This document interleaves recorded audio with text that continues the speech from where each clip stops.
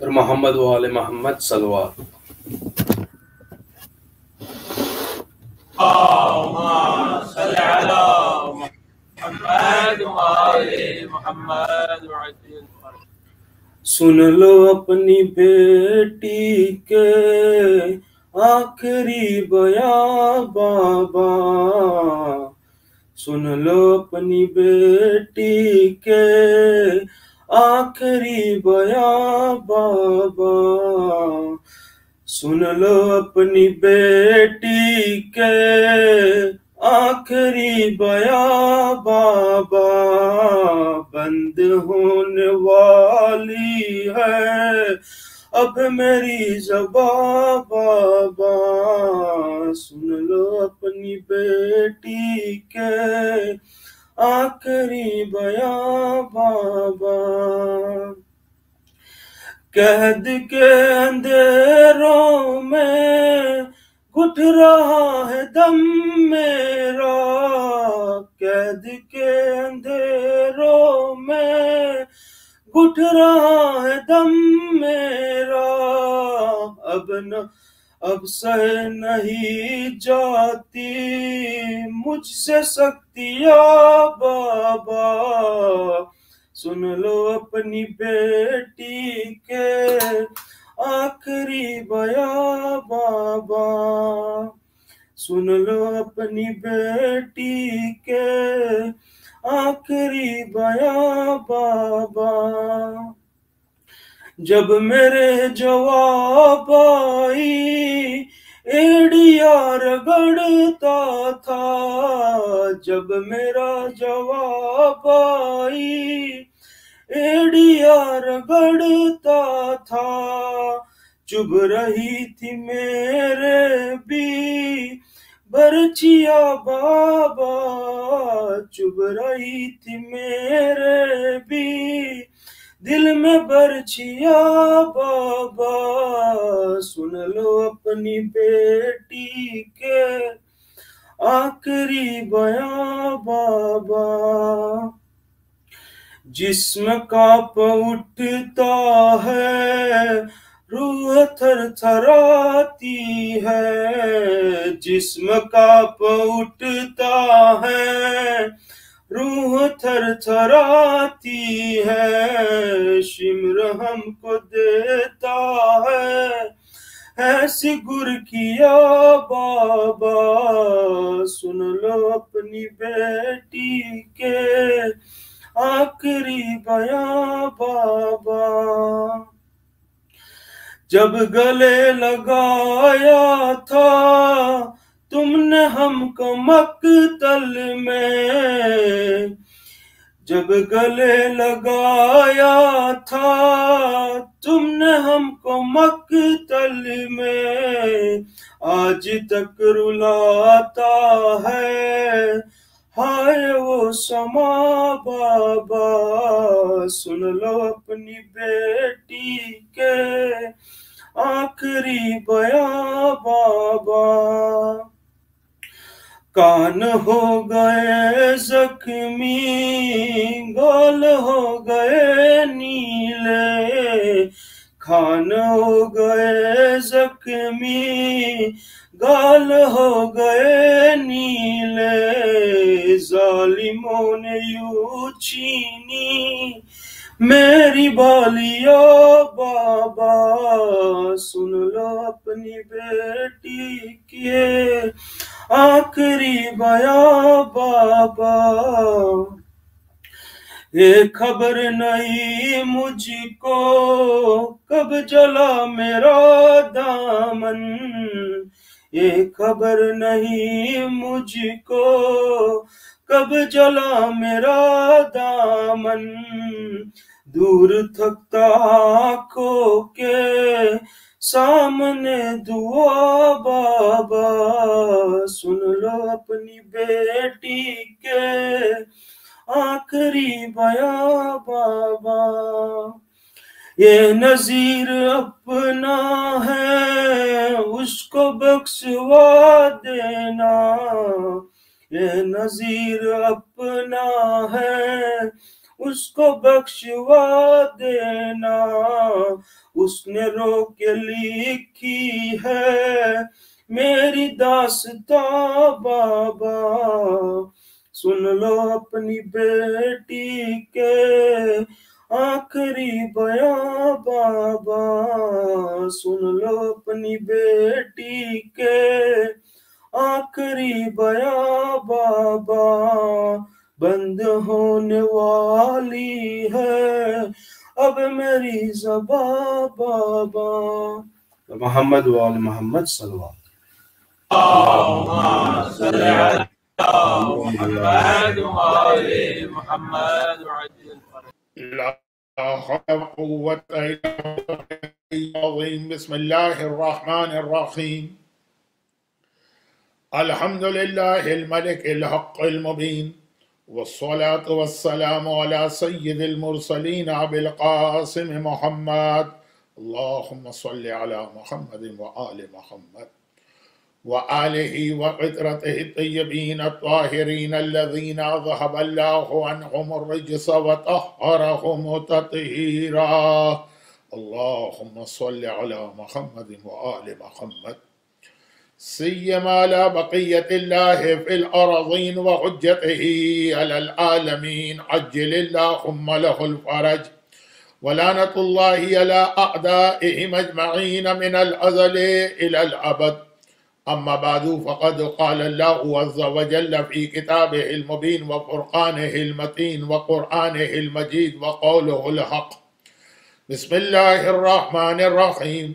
قوا أنفسكم وأهليكم نارا وقودها الناس والحجارة. وقال أفوض أمري إلى الله إن الله بصير بالعباد. فوقاها الله سيئات ما مكروا وحاق بآل فرعون سوء العذاب. اللهم صل على محمد وآل محمد. مومنین آف کانودر ان سڈنی نے ان 3 مجالس کا انتظام کیا ہے، اور اس سلسلے کی آج دوسری مجلس ہے. اور جیسا کہ میں نے کل کی پہلی مجلس میں بھی گزارش کی تھی کہ یہ خیال کرتے ہوئے کہ ایام اعظم میں سفر کے مہینے کی یہ وہ تاریخیں ہیں جب کربلا کا جہاد کربلا کی قیدی بیویوں اور ننھے ننھے بچوں کے حوالے ہے، اور ان بچوں کی قربانیوں کے نتیجے میں یہ جہاد کامیابی، ظاہری کامیابی، کیونکہ حقیقی کامیابی تو پہلے ہی سیکنڈ سے حاصل تھی، ظاہری کامیابی کی جانب بڑھ رہا ہے، جس کا اختتام 40 کو حسینیت کی اس فتح کے حوالے سے ہوگا جو ہمیشہ سے تھی، لیکن یزید کی زبان سے اس کا اقرار ہوا. تو چونکہ کربلا کے اس جہاد کا وہ مرحلہ اور پھر تاریخیں وہ ہیں جو شہزادی سکینہ سلام اللہ علیہا کی شہادت یا وفات کی تاریخیں ہیں، تو تھوڑا سا ہماری مجالس کا ٹاپک، سبجیکٹ، عنوان، موضوع بچوں کی تربیت کے حوالے سے ہے. لیکن جیسا کہ میں نے گزارش بھی کی تھی اور میری مجالس کو ریگولر سننے والوں کو پتہ بھی ہے کہ میں بہت زیادہ اپنے موضوع پہ باقی نہیں رہتا ہوں، دائیں بائیں ادھر ادھر نکل ہی جاتا ہوں. قرآن کریم کی جن 2 آیتوں کی آج میں نے تلاوت کی ہے، اچھا یہ بھی میرا ایک طریقہ کار ہے کہ عام طور پر میں ایک ہی آیت کو لے کر پوری 10 مجلسیں یا 5 مجلسیں یا 3 مجلسیں نہیں پڑھتا ہوں. موضوع ایک ہی رہتا ہے لیکن آیتیں بدلتی رہتی ہیں. کل میں نے سورہ بقرہ اور سورہ عنکبوت کی آیتوں کو آپ کے سامنے پیش کیا تھا، جس میں مومنین کرام کا حوصلہ بڑھایا گیا اور انہیں یہ پیغام دیا گیا کہ کیسے ہی برے حالات کیوں نہ ہو، ڈی مورلائز کبھی نہیں ہونا چاہیے. مومن کو ہمیشہ پورے یقین کے ساتھ زمانے کی ہر طاقت سے ٹکرا جانا چاہیے، کیونکہ مومن خود بہت کمزور ہوتا ہے، لیکن اس کی بیکنگ کے اوپر رب العالمین، ہر شے پہ قدرت رکھنے والا پروردگار عالم ہے. تو اس بیکنگ کو ذہن میں رکھ کے مومن کو اپنا کام کرنا ہے. کبھی یہ نہیں سمجھنا کہ جو میں کر رہا ہوں وہ خود سے کر رہا ہوں، اپنی طاقت پہ کر رہا ہوں، اپنے ریسورسز پہ کر رہا ہوں، جو مجھے کرنا ہے مجھ ہی کو کرنا ہے. نہیں، کرنا تم ہی کو ہے، لیکن تمہارے پیچھے بیکنگ اللہ کی ہے. شرط یہی ہے کہ اسٹارٹ تم کرو، آغاز تم کرو، پھر دیکھو کہ کس طرح سے اللہ کی مدد آتی ہے. تو کل یہ 2 آیتوں کی تلاوت تھی جو قرآن کے 2 مختلف سوروں کی ہیں، اور آج مزید 2 آیتوں کی میں نے تلاوت کی ہے جس کا پیغام کل ہی کے پیغام سے کنیکٹڈ ہے، مگر یہ 2 آیتیں مزید 2 الگ الگ سوروں کی. اس میں سے پہلی آیت سورہ تحریم کی ہے. سورہ تحریم بھی قرآن کریم کا اس اعتبار سے ایک بہت اہم سورہ ہے کہ اس میں اسلام کی فیملی لائف کے کچھ اہم اصول بتائے گئے ہیں. خود نبیوں کی بری بیویوں کا تذکرہ بھی ہے اور اچھی بیویوں کا تذکرہ بھی. جو اچھی بیویوں کا تذکرہ ہے تو پھر وہ اختتام پہ پہنچتا ہے جناب آسیہ اور جناب مریم پر، جن میں سے کسی کی شادی بھی کسی نبی سے نہیں ہوئی تھی. اور ان کے ذکر سے پہلے حضرت نوح اور حضرت لوط کی بیویوں کا تذکرہ ہے جن کی شادیاں اللہ کے اتنے عظیم انبیاء سے ہوئی. تو اچھی بیوی، بری بیوی نبی کے گھر میں بھی ہو سکتی، بری بیوی نبی کے گھر میں بھی ہو سکتی ہے، اچھی بیوی فرعون کے گھر میں بھی ہو سکتی. لیکن موضوع ذرا سا بدلتا جا رہا ہے، یہ جملہ میں نے جان بوجھ کر کہا. اچھا، اس سے پہلے شروع میں تو خود پیغمبر اسلام کی فیملی لائف اور پیغمبر کی بعض بیویوں کا تذکرہ ہے. تو اس اعتبار سے قرآن کا یہ سورہ بہت اہم ہے. اگر آپ کو یہ سمجھنا ہے کہ اللہ فیملی لائف کے حوالے سے ہمیں خاص طور پر شوہر اور بیوی کے رشتے میں کیا خاص انسٹرکشن دے رہا ہے، تو اختتام ہوتا ہے 2 ان بیویوں کے ذکر پر جن میں سے ایک نے تو شادی ہی نہیں کی، حضرت مریم، اور ان سے پہلے حضرت آسیہ جو کائنات کی 10 نیک ترین بیویوں میں سے ایک ہے اور کائنات کے 10 بدترین انسانوں میں سے ایک کے گھر میں اس کی بیوی بن کے زندگی گزار رہی تھی. اچھا، لیکن اس سے پہلے کہ میں اپنے اس جملے کو کہ آسیہ کائنات کے بدترین انسانوں میں سے ایک فرعون کے گھر میں تھی، اس سے پہلے کہ میں اس جملے کو آگے بڑھاؤں، قرآن کی آیتوں کا ترجمہ تو کر دوں. تو پہلی آیت یہی سورہ تحریم کی ہے جس میں پروردگار پھر یہ اعلان کر رہا ہے کہ قو انفسکم. اچھا، یہ آیت بھی ایسی ہے جو پورے ویسٹرن فلسفی کے خلاف ہے. ویسٹرن سوسائٹی کی بنیاد، یہ فاؤنڈیشن جو ہے نا، یہ آیت بالکل اس کے خلاف ہے. قو انفسکم، بچاؤ اپنے آپ کو، نارن، اس جہنم سے، وقودھا الناس والحجارہ، جس کا یہ فیول کہیے یا ایندھن کہیے، انسان اور پتھر بنے گے. اس جہنم کی آگ میں کس کو جلایا جائے گا؟ انسانوں کو جلایا جائے گا اور پتھروں کو جلایا جائے گا. اب وہ پگھلا ہوا پتھر کتنا عذاب اور اذیت کا مرحلہ ہوگا. اگر کبھی آپ نے ڈاکومنٹری فلموں وغیرہ میں کسی والکونے کو پھٹتے دیکھا اور اس کے بعد کہ پھر جو اس کا لاوا نکلتا ہے پتھروں کو جلاتا ہوا چلتا ہے، وقودھا الناس والحجارہ، جس میں انسان جلائے جائیں گے، یہ جہنم کی خاصیت قرآن بتا رہا، اور پتھر جلائے جائیں گے. اس سے اپنے آپ کو بچا. یہ ہیومن نیچر ہے. آگ سے تو ویسے ہی آدمی بہت گھبراتا ہے، اور جہنم کی آگ جس کا کوئی کمپیئر ہی نہیں ہے دنیا کی آگ سے. جو میں اکثر ایک جملہ کہتا ہوں کہ نارن حامیہ قرآن کریم کی یہ آیت کہ وہ جہنم کی آگ گرم آگ ہے. تو سوال یہ پیدا ہوتا ہے کہ ہر آگ گرم ہوتی، ٹھنڈی آگ کون سی ہوتی؟ کینیڈا وغیرہ میں جو ہوتی ہے فروس بائٹنگ، وہ ایک الگ چیز ہے، لیکن وہ بھی آگ تو نہیں کہیں گی. ٹھنڈی آگ کون سی ہوتی؟ یہی جواب تو ملا کہ دنیا کی آگ ٹھنڈی آگ ہے جب انسان جہنم کی آگ کو دیکھے گا. تو قرآن نے کہا اس جہنم سے اپنے آپ کو بچاؤ. یہ کامن سینس کی بھی بات ہے، یہ بالکل مطابق عقل ہے. اگر آپ کسی انسان کو یہ نبی کہیں تو وہ اس پہ عمل کرے گا. لیکن پھر قرآن نے اس کے ساتھ کہا کہ خالی اپنے آپ کو جہنم کی آگ سے بچانا کافی نہیں ہے. It's not enough. انفسکم و اہلیکم، اور اپنے اہل و عیال کو، اپنے گھر والوں کو، اپنی فیملی کو، اپنی اولاد کو، اپنے بچوں کو بھی جہنم کی آگ سے بچانا. ہر آدمی جانتا ہے کہ جب بچے چھوٹے ہوتے ہیں تو انسان ان کو دنیاوی خطروں سے بھی بچاتا ہے، بلکہ بڑے بھی ہو جائیں.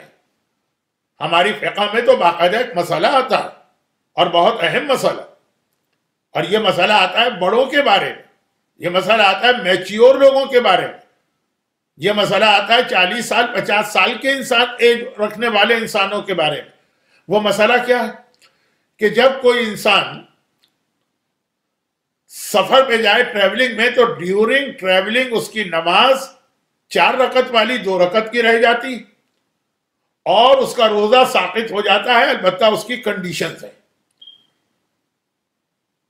تو مثلا اگر ظہر کے بعد جائے گا تو وہ والا روزہ تو اس کو کمپلیٹ کرنا، ظہر سے پہلے جائے گا تو پھر وہ روزہ اس کا ٹوٹے گا. لیکن اگر آپ کو پہلے سے معلوم ہے کہ آج مجھے مثلا صبح 9 بجے ٹریولنگ کرنا ہے، میری فلائٹ ہے، تو اب آپ صبح سے ہی روزہ نہ رکھیں کہ تو میں تو ٹریولنگ پہ جا رہا ہوں، ظہر سے پہلے جا رہا ہوں، تو میرے اوپر تو روزہ معاف ہے. ابھی نہیں، ابھی معاف نہیں، ابھی تو تم گھر میں ہو، ابھی تو تم مسافر نہیں ہو. روزہ رکھنا ہے، اور پھر جب اپنے شہر سے باہر نکلو گے تو روزہ توڑ دینا ہے. میں مسائل نہیں بتا رہا، میں صرف یہ بتا رہا ہوں کہ مسئلہ ویسے تو اس کی ہیڈنگ بہت سمپل ہے، لیکن پھر اس کی ڈیٹیل ہے. تو مسافر پر یا ٹریولر پر نماز اور روزہ قصر ہوتا ہے، یعنی روزہ معاف ہے. معاف کا لفظ بھی اچھا نہیں ہے، روزہ حرام ہے. اور 4 رکعت کی نماز جو فرض نمازیں ہیں وہ 2 رکعت کی رہ جاتی ہیں. لیکن with certain conditions، تو ایک آدھ کنڈیشن تو میں نے آپ کو بتائی، ان میں ایک کنڈیشن وہ بھی کہ یہ آدمی کثیر السفر نہ ہو، یعنی فریکوینٹ ٹریولر نہ ہو. اب اس کے اندر بھی بہت ڈیٹیل ہے. اور ایک کنڈیشن یہ ہے کہ اس کی یہ ٹریولنگ یا اس کا یہ سفر حرام کا سفر نہ ہو. اگر وہ حرام کا سفر کر رہا ہے تو اللہ اس کو کوئی فیسلٹی دینے کو تیار نہیں. حرام کا اگر آپ کا سفر ہے تو آپ ٹریولر ہیں، پھر بھی ڈسپائٹ دیٹ آپ کو نمازیں بھی پوری پڑھنا ہے جیسے اپنے گھر میں پڑھتے تھے، اور روزہ بھی آپ کو اسی طرح رکھنا ہے جیسے اپنے گھر میں رکھتے. اب اس کے بعد what is the definition of حرام ٹریولنگ، پھر اس میں بہت سے مسئلے آتے ہیں. وہ بہت واضح مثالیں جو اتنی ضرورت نہیں ہے کہ ہم شراب پینے کے لیے جا رہے ہیں.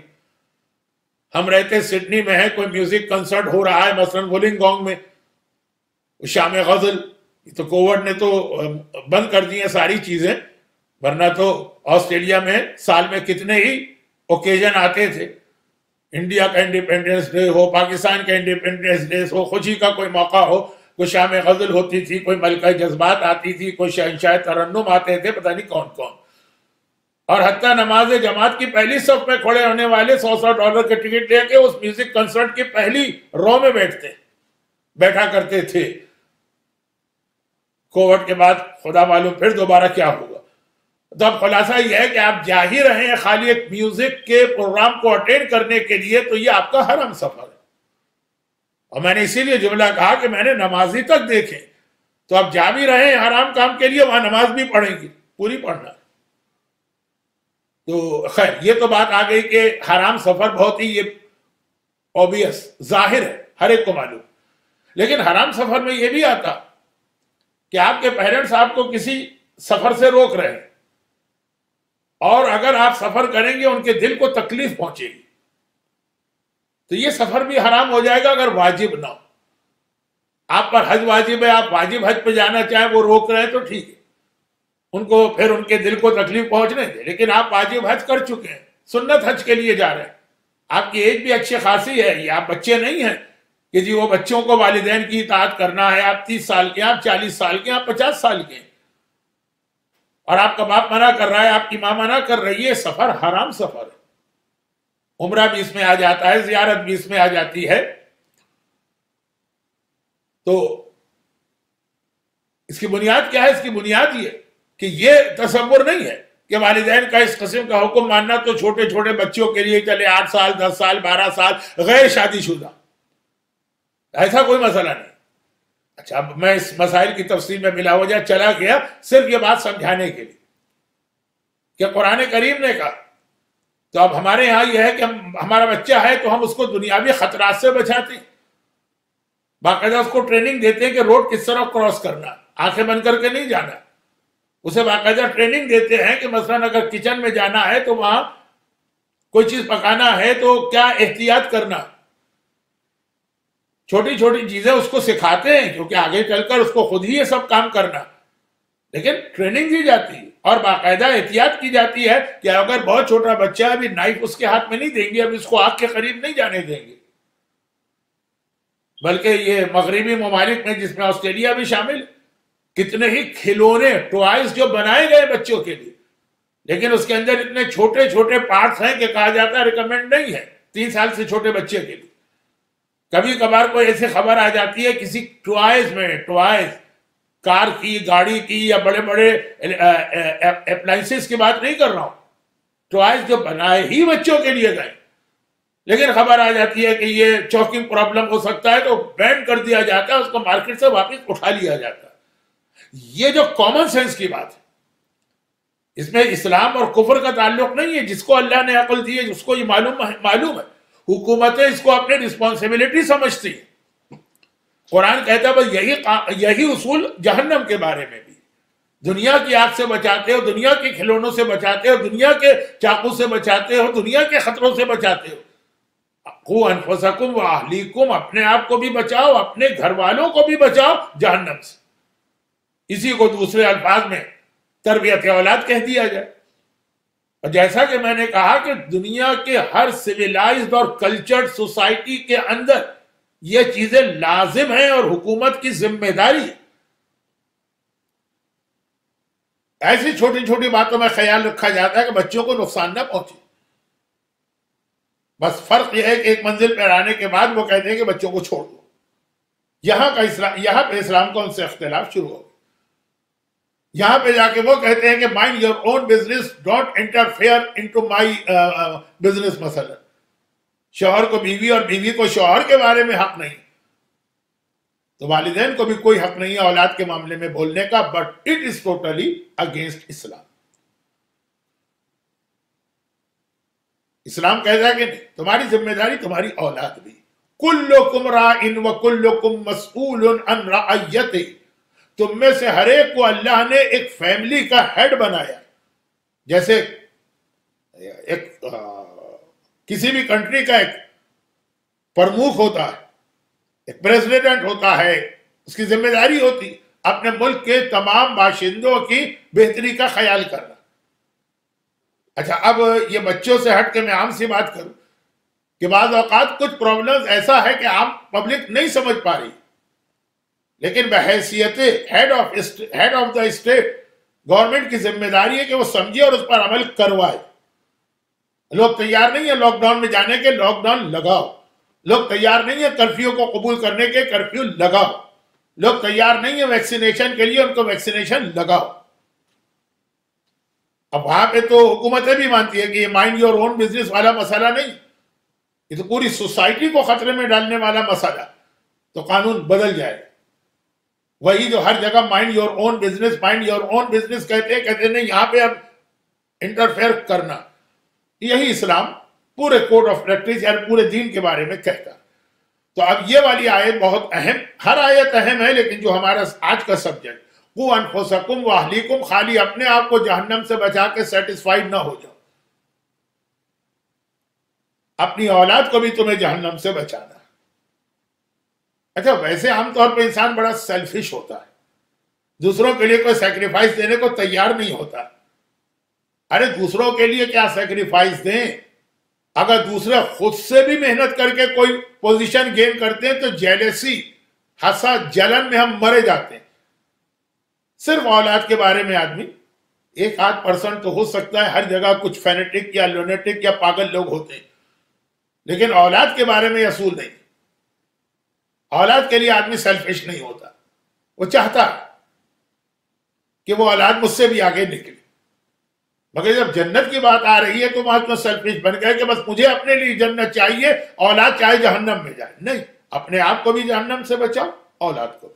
اچھا، یہ تو پہلی آیت کا میں نے ترجمہ کیا، ابھی میں اس کے اوپر بات آگے بڑھاتا ہوں. آیت نمبر 2 جو ہے، یہی میسج اللہ نے دوسرے انداز سے ریپیٹ کیا ہے. اُفَوِّضُ أَمْرِي إِلَى اللَّهِ إِنَّ اللَّهَ بَصِيرٌ بِالْعِبَادِ. یہ سورہ مؤمن کی آیت ہے، یہ چوتھا سورہ ہو گیا. کل سورہ بقرہ کی آیت آئی، پھر سورہ عنکبوت کی. مجلس کے بیچ والی آیتیں نہیں کہہ رہا ہوں، جو بالکل خطبے کے بعد اسٹارٹنگ میں ہیڈنگ کی آیت ہے. اور آج یہ تیسری آیت سورہ تحریم، چوتھی آیت سورہ مؤمن. اب اس کے اندر آیت مشہور بہت ہے، اس لیے کہ یہ نماز کے بعد پڑھنے والی دعاؤں میں بھی ہے.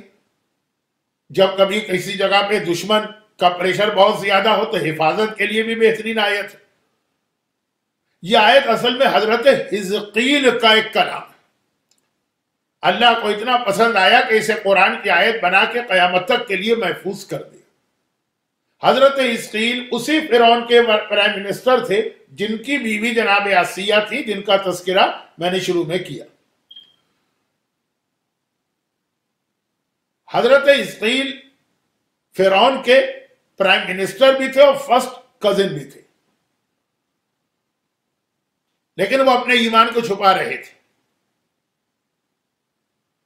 اور تقیہ کرتے تھے. چنانچہ قرآن نے ان کا نام نہیں لیا، یہ کہا مومن آل فرعون، قوم فرعون کا ایک مومن. آپ کو معلوم ہوگا کہ حضرت ابو طالب کا لقب ہے مومن آل قریش، قریش کا ایک مومن. تو وہ تقیہ سے کام لیتے تھے، یعنی اپنے ایمان کو چھپاتے تھے اور پرائم منسٹر تھے فرعون کے.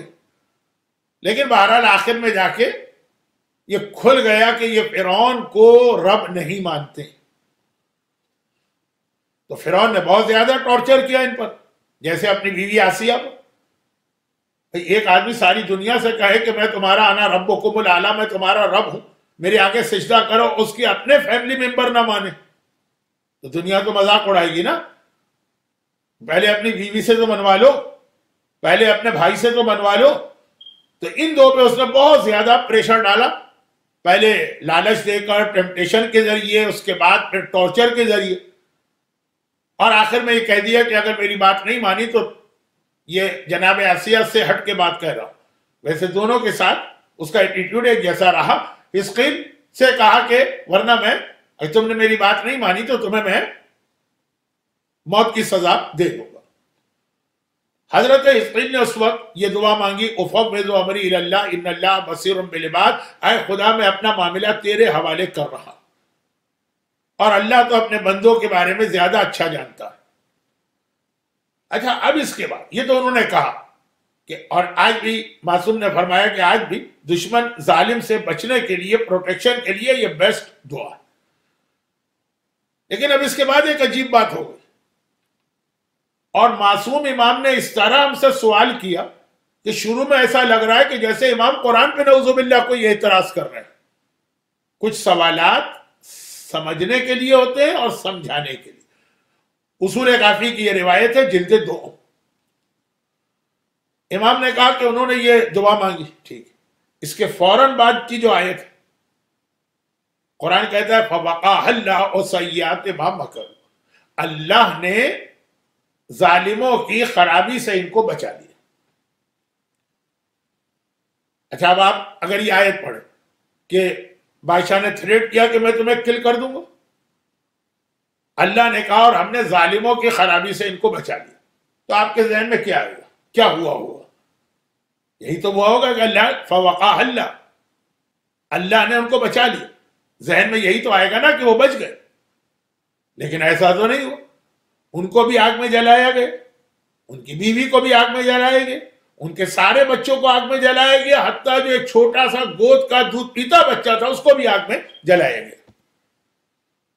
پوری فیملی آگ میں جلا دی گئی، موت کے گھاٹ اتار دی گئی، مار دی گئی، اور قرآن کہہ رہا ہے اللہ نے ان کو بچا لیا۔ اب امام معصوم ایک سوال کر رہے ہیں، اصول کافی جلد 2 کی روایت ہے کہ اللہ کہہ رہا ہے ہم نے بچا لیا، تو یہ کیا بچانا ہوا کہ سب مارے گا؟ کیا آپ اس کو بچانا کہیں گے؟ یا تو قرآن یہ نہیں کہتا، قرآن کہتا انہوں نے دعا مانگی، ختم بات۔ بہت سے لوگوں کو شہید ہونا پڑتا ہے، شہادت بھی ایک رتبہ ہے، لیکن قرآن یہ بھی کہہ رہا ہے بچا لیا، البتہ یہ نہیں کہہ رہا جان بچائی، سیئات ما مکرو، ظالموں کی خرابی سے بچا لیا۔ تو ہمارے اور آپ کے ذہن میں تو یہ آئے گا کہ جان بچا لی، ہمارے ذہن میں پہلی بات آئے گی کہ جب حزقیل نے دعا مانگی تو یہ دعا مانگی ہوگی کہ مجھے اور میری فیملی کو بچا لو، اور پھر اللہ نے کہا ہم نے بچا لیا تو اس کا مطلب ان کی جان بچا لی۔ دونوں ہی باتیں غلط، ہمارا سوال بھی غلط ہے اور ہمارا جواب بھی غلط ہے۔ امام فرماتے ہیں کہ قرآن کہہ رہا ہے بچا لیا، اور بچے تو نہیں، سب مارے گئے، اکیلے بھی نہیں، پوری فیملی۔ لیکن بات یہ ہے ہی نہیں، بات یہ تھی کہ جب فرعون کا ٹارچر بہت زیادہ ہو گیا تو حضرت حزقیل کو یہ ڈر لگا کہ ایسا نہ ہو کہ اس کے ٹارچر کی وجہ سے میں اپنا ایمان چھوڑ دوں، یا میرے بچے اس کے ٹیمپٹیشن کی وجہ سے اپنا ایمان چھوڑ دیں۔ لالچ ہوتی ہے نا تو آدمی ایمان چھوڑ دیتا۔ ان کو یہ ڈر تھا، جان کا تو ڈر تھا ہی نہیں، جان تو ان کو بچانا تھی ہی نہیں۔ انہوں نے فوضوا امری الی اللہ ان اللہ بصیر بالعباد کی دعا جان بچانے کے لیے نہیں مانگی تھی، ایمان بچانے کے لیے، کہ میرا ایمان بھی بچے، میرے بچوں کا ایمان بھی بچے۔ فوقع اللہ سیئات ما مکروا، اللہ نے ظالموں کی خرابی سے بچا لیا۔ یعنی جان تو گئی لیکن انہوں نے جان کے لیے دعا ہی نہیں مانگی تھی، انہوں نے ایمان کے لیے دعا مانگی تھی۔ اللہ نے ان کے ایمان کو سلامت رکھا، وہ خود آگ میں جلے لیکن آخری وقت تک ایمان پہ رہے، حتیٰ ان کے بچے تک آگ میں جلے اور ایمان پہ رہے۔ تو ایمان کی سلامتی اور پروٹیکشن اتنی امپورٹنٹ چیز ایک مومن کے پاس ہونی چاہیے کہ مومن کو اپنی جان کی پرواہ نہ ہو، مر گیا کوئی بات نہیں، مرنا تو ہے ہی، ہمیشہ تو کسی کو زندہ نہیں رہنا۔ ایمان میرا آخر وقت تک سلامت رہے، خالی میرا نہیں میرے بچوں کا۔ تو جان جا رہی ہے اور ایمان بچ رہا ہے تو مومن اس پہ خوش ہو، سیٹسفائی ہو۔ اور اسی لیے پہلا مسئلہ یہ آتا ہے کہ ایسے ملکوں میں جانا جہاں پر آپ کا یا آپ کے بچوں کا ایمان ختم ہو جائے گا، حرام اور گناہ کبیرہ۔ اچھا، اب اگر یہ مجلس میں انڈیا میں پڑھ رہا ہوتا یا پاکستان میں پڑھ رہا ہوتا تو اب یہاں پہ میں 2-3 حدیثیں وہ بیان کر دیتا جو اسی مسئلے کو بہت زیادہ واضح کر رہے ہیں، لیکن اب میں اس کو چھوڑ رہا ہوں۔ کیوں؟ کیونکہ یہ تو مسئلہ ہے اپنی جگہ، لیکن میرا اس وقت اندازہ ہے کہ جو لوگ میری مجلس سن رہے ہیں یہ وہ لوگ ہیں جو یہ پہلا اسٹیپ اٹھا چکے ہیں اور آ چکے ہیں ایسے ملکوں میں۔ اب ان کا مسئلہ صرف یہ ہے کہ اب آ تو گئے۔ وہ جو میں نے ابھی پہلی بات کہی کہ ایسے ملکوں میں جانا حرام ہے، یہ اس کے لیے ہے نا جو ابھی گیا نہیں ہے، سوچ رہا ہے، تو وہ تو پہلے دیکھ لے کہ میں وہاں جا رہا ہوں، جانے کا پلان کر رہا ہوں تو اپنا ایمان بچا پاؤں گا اور اپنی اولاد کا۔ اور جو یہ اسٹیپ سے گزر چکے ہیں آپ لوگ، اگرچہ ابھی بھی آپ کے پاس بھی یہ مسئلہ ہے کہ اگر اس وقت اندازہ نہیں تھا، اب اندازہ ہو رہا کہ ایمان بچانا مشکل ہے، تو واپس آئیے، return back to your country. لیکن مجھے یہ بھی معلوم ہے کہ اس پہ عمل کرنے والے بہت ہی کم لوگ ہوں گے۔ اب مسئلہ یہ نہیں ہے کہ یہ اس اسٹیپ کو اٹھانے کی ہمت کتنوں میں ہے، مسئلہ بھی اس کے آگے کا، جو آ گئے یہاں پہ تو یہ چیز تو ان کو ذہن میں رکھنا ہے جو میں نے آیت تلاوت کی، اپنے اولاد کو جہنم کی آگ سے بچانا۔ اور ایک درجے اولاد کی موت قبول ہے، اس کے ایمان پہ کمپرومائز قبول نہیں۔ میں نے ابھی الاسر اسلامک سینٹر میلبرن میں جو محرم کا پہلا اشرا پڑھا تھا، اس میں حجر ابن عدی کا واقعہ ایک بار پھر پڑھا۔ حجر ابن عدی کا واقعہ بہت آج کل پڑھا جاتا ہے کیونکہ جب تک کہ یہ کووڈ کا مسئلہ نہیں تھا لوگ سیریا زیارت پہ بھی جا رہے تھے. پھر بعد میں وہاں پہ وہ جو ٹیررسٹ پرابلم ہوئے کچھ عرصے رکے. تو جب سیریا ہم جاتے ہیں تو حجر ابن عدی کے روضے پہ جاتے ہیں. جب ان کے روضے پہ جاتے ہیں تو ان کی زیارت پڑھتے ہیں جو وہاں لکھی ہوئی ہے, اور اس زیارت میں ہی پورا واقعہ لکھا. وہ زیارت کسی امام نے تو نہیں بتائی, ایک عالم نے بنائی. تو پورا واقعہ اس کے اندر کہ سلام ہو میرا اس شہید پر جس نے یہ کہا کہ میرے بیٹے کو میرے سامنے پہلے شہید کرو پھر مجھے. تو وہ بہت مشہور واقعہ ہے, میں نہیں پڑھ رہا ہوں کیونکہ 3 مجلسوں میں سے 1.5 مجلس تو ختم ہو گئی, اور ابھی تو ہم سمجھئے کہ موضوع کی تمہید میں ہی گھوم رہے ہیں. تو حضرت حجر ابن عدی نے اولاد کی جان اپنے سامنے لی تو نہیں, یعنی اس سے کہا کہ شہید کرنا ہے پہلے اس کو شہید کرو تاکہ اس کا ایمان بچ جائے. اور پھر میں نے ڈیٹیل بھی بتائی کہ مقداد جیسے عظیم صحابی کا بیٹا گمراہ ہو گیا. تو یہی پہ ایک جملہ میں کہتا ہوں کہ ایک تو وہ جو ابھی تک میں نے بات کہی نا اس کو سمجھانے کے لیے کہ ایک تو وہ لوگ ہیں جن کو پتا ہے کہ یہاں پہ ہم آئے ہیں تو ہم یا ہمارے بچوں کا ایمان ختم ہو, اور اگر اپنے ملک میں جائیں گے تو ایمان بچ جائے گا. اور اگر یہ اسٹیج ہو کہ نہیں ماحول کچھ ایسا ہے کہ وہاں جائیں گے وہاں بھی ایمان ختم ہے, یہاں ہے تو یہاں بھی ایمان ختم ہے, تو پھر وہ مسئلہ نہیں ہوگا واپس جانے کا. تو پاکستان نہ صحیح تو ہندوستان کے جو موجودہ حالات ہیں اس کے اندر بہت سارے ہندوستانی مسلمانوں کا یہ نظریہ, تو بس میں زیادہ پولیٹکس میں جانا نہیں چاہتا. تو اب یہیں رہنا اور یہیں رہ کر اپنی اولاد کے ایمان کو بچانے کی کوشش کرنا. اب یہ کوشش کہاں سے شروع ہوگی اور کیسے ہوگی؟ اگرچہ علماء جو اس کا طریقہ بتاتے ہیں وہ تو ایسا ہے کہ پھر اس میں ایک الگ سے 3 مجلسیں یا 5 مجلسیں چاہیے کہ کوشش شروع ہوتی ہے اولاد کے دنیا میں آنے سے پہلے سلیکشن آف اسپاؤس. جو اپنا اسپاؤس کا آدمی سلیکشن کرے اس میں یہ ذہن میں رکھے کہ اس کے ذریعے مجھے اولاد ملے. لڑکی والے ہیں تو وہ جس لڑکے کا سلیکشن کریں گے اپنی بیٹی کے لیے تو اس کے ذریعے اولاد ملے گی, اور لڑکے والے ہیں تو جس لڑکی کا سلیکشن کر رہے تو اس میں وہ کوالٹیز ڈھونڈے. کیونکہ عام طور پہ شادی بیاہ میں لوگ اپنے یہ دیکھتے ہیں کہ میرے لیے بہترین میچ کون سا ہے, میری کیا نیڈس ہے, میری کیا ریکوائرمنٹس ہیں, مجھے کیا سوٹ کرے گی. یہ آج کل ہونے لگا. اس سے ایک جنریشن پہلے تھا کہ لڑکا اور لڑکی بھی نہیں, ان کے پیرنٹس دیکھتے تھے کہ ہمیں کیا چیز سوٹ کر رہی ہے. تو کتنی شادیاں اسی لیے خراب ہو گئی کہ لڑکی کے باپ اور لڑکے کے باپ اپنی دوستی, اپنے بزنس پارٹنرشپ یا اپنے کٹم ان چیزوں کو دیکھا. یہ نہیں دیکھا کہ یہ لڑکا اور لڑکی بھی میچ کر رہے ہیں کہ نہیں. وہاں یہ تھا کہ نہیں بڑے جو ہیں یہ 2 فیملیز آپس میں مل رہے ہیں تو ان کو میچ کرنا چاہیے. لڑکے لڑکی کا کیا ہے وہ تو ایڈجسٹ کر ہی لیں گے. پھر ریسنٹ یہ چینج آیا کہ نہیں لڑکا لڑکی اپنی میچنگ کو دیکھتے ہیں. انٹرنیٹ پہ چلے جائیے, matching.com جیسی سینکڑوں ویب سائٹ آپ کو مل جائیں گی. لیکن اسلام اس سے ہٹ کے تیسری بات کہتا ہے کہ یہ خیال کرو کہ اس کے ذریعے تمہیں اولاد چاہیے.